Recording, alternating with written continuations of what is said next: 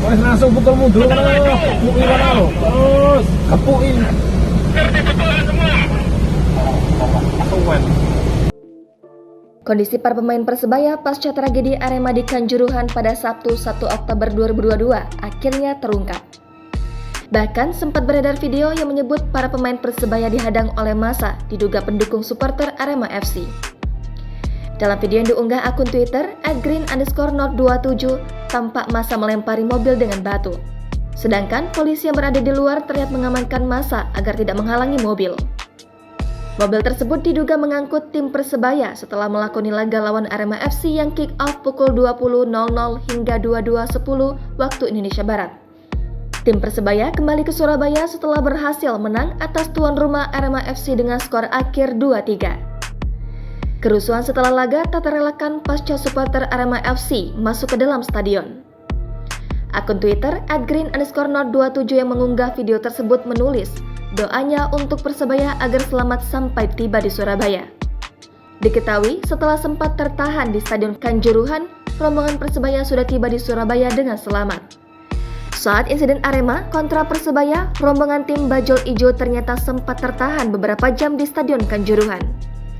Setelah itu, rombongan pemain Persebaya diangkut dengan 4 barakuda dari Stadion Kanjuruhan langsung ke Surabaya. Hal itu seperti dijelaskan oleh Ramsur Rahman, sekretaris tim Persebaya pada Minggu 2 Oktober 2022. Atas tragedi Arema kontra Persebaya, Ram menyampaikan duka yang mendalam terhadap para korban. Sejauh ini jumlah korban tewas sudah mencapai 127 orang dan 180 dalam perawatan. Sementara itu, Ketua Panpel Arema FC, Abdul Haris, juga turut berduka atas meninggalnya ratusan orang tersebut. Manajemen akan membentuk krisis center atau posko informasi untuk menerima laporan dan penanganan korban yang dirawat di rumah sakit.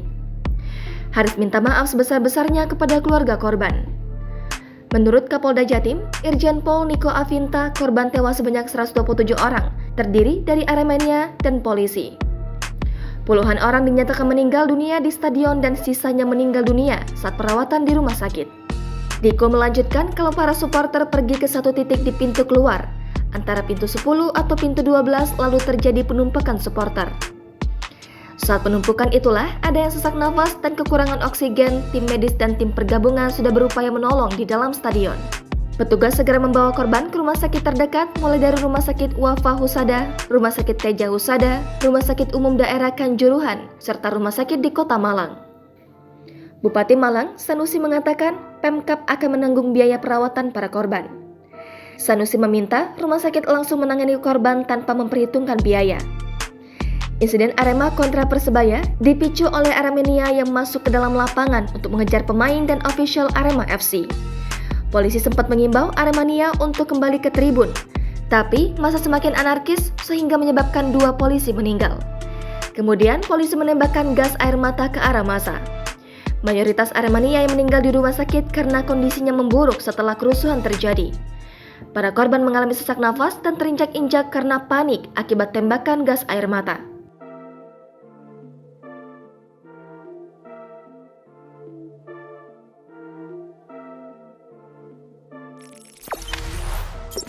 Jangan lupa subscribe, share, komen, dan like ya!